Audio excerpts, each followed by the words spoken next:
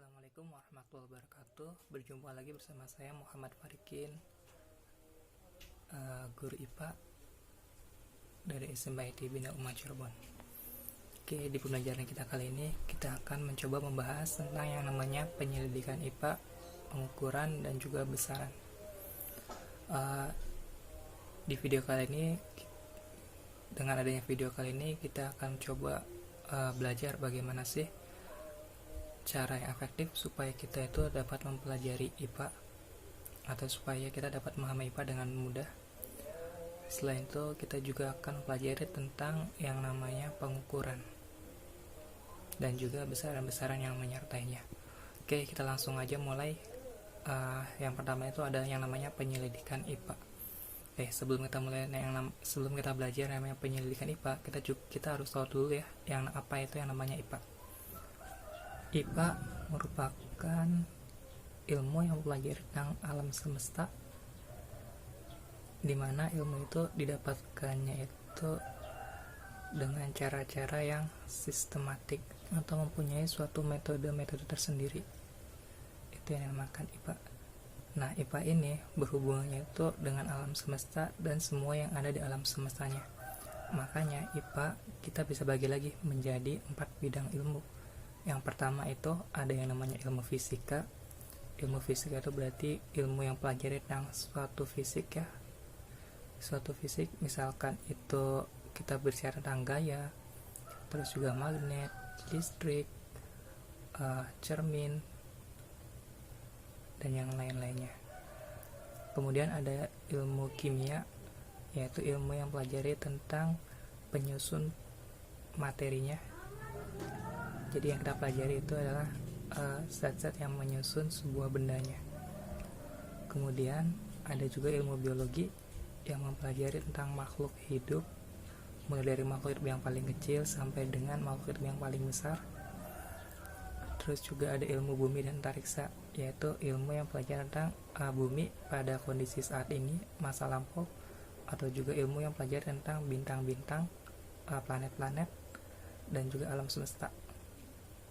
Nah, dalam mempelajari IPA, supaya kita lebih mudah, maka pembelajarannya itu menggunakan namanya itu metode scientific atau metode sains. Nah, di dalam metode ini ada beberapa tahap yang harus dilakukan. Yang pertama itu ada tahap mengamati. Di tahap mengamati ini berarti kita harus mendeskripsikan benda-benda. Nah, mendeskripsinya itu bisa menggunakan panca indera kita, bisa menggunakan mata kita, telinga, hidung, terus juga lidah sama kulit. Atau juga dalam pendeskripsian ini kita akan dibantu oleh teknologi. Misalkan itu mikroskop, terus juga ada teleskop, dan yang lain-lainnya juga. Nah, hasil dari mengamati nantinya akan menimbulkan suatu pertanyaan. Makanya tahap yang kedua itu ada tahap menanya. Di tahap ini kita akan mencoba bertanya tentang yang telah kita amati. Misalkan kalau yang kita amati itu daun, berarti di dalam proses bertanyanya itu ialah mengapa daun itu berwarna hijau, atau juga mengapa daun itu tempatnya selalu ada di atas, nggak di permukaan tanah. Nah, kemudian setelah proses bertanya, nanti ada ya yang namanya itu proses mengeksplorasi atau bereksperimen. Nah, di bereksperimen ini maka kita akan melakukan percobaan-percobaan sederhana atau percobaan-percobaan yang nantinya itu bisa membuktikan atau juga bisa menjelaskan suatu pertanyaan yang ada dalam proses bertanya.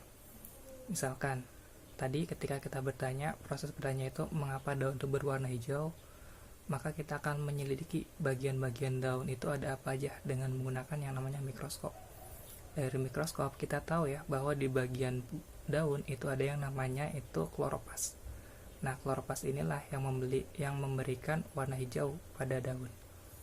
Kemudian lanjut lagi, setelah mengeksplorasi atau bereksperimen, maka ada yang namanya mengasosiasi. Mengasosiasi artinya kita itu saling berbagi atau saling berbagi pengetahuan dan saling mengumpulkan pengetahuan yang telah didapatkan dari proses eksperimen. Nah, setelah mengasosiasi, maka kita akan masuk ke yang mengkomunikasikan. Nah, di proses mengkomunikasikan ini, hasil temuan kita akan kita paparkan ke orang lain, supaya orang lain juga tahu bahwa daun itu berwarna hijau karena ada kloroplas. Nah, itulah metode atau langkah-langkah yang digunakan agar kita itu lebih mudah dalam memahami IPA. Oke, langsung aja kita masuk ke yang pengukuran. Pengukuran merupakan membandingkan dua besaran yang sejenis. Jadi sama kayak membandingkan suatu besaran dengan besaran sejenis lainnya yang memiliki nilai satuan. Nah, yang dimaksud besaran di sini itu merupakan sesuatu yang bisa diukur ya. Jadi misalkan kalau kaki kita bisa diukur menggunakan satuan panjang, berarti panjang itu merupakan suatu besaran. Kemudian kalau misalkan kita berlari sampai beberapa jam, waktu yang diukur itu berarti merupakan suatu besaran. Nah, di sini ada nilai besaran dan di sini ada nilai satuan. Nilai satuan itu nilai yang menyertai suatu besaran. Jadi kalau misalkan ada besaran, berarti nilainya itu ditentukan oleh nilai satuannya. Nah, secara umum besaran itu ada dua. Ada besaran pokok dan besaran turunan. Yang dimaksud besaran pokok itu berarti besaran yang sudah ditentukan standarnya. Jadi standarnya itu udah ditentukan oleh satuan sistem internasional atau SI-nya. Nah, besaran pokok itu ada 7. Yang pertama itu ada panjang. Panjang itu biasanya untuk mengukur jarak antara dua titik. Nanti nilai satuannya itu m atau meter ya, nilai satuannya itu meter. Kemudian diukurnya itu bisa menggunakan penggaris, bisa juga menggunakan mistar, jangka sorong, dan yang lainnya ya.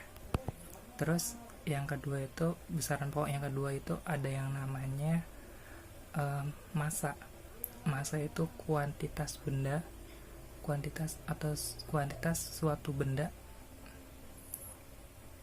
Massa itu satuannya kilogram, dapat diukur dengan menggunakan neraca atau timbangan. Nah, selain massa dan selain panjang, ada besaran pokok yang ketiga itu besaran waktu. Waktu itu satuannya second, diukurnya itu bisa pakai stopwatch ya. Terus yang keempat ada kuat arus.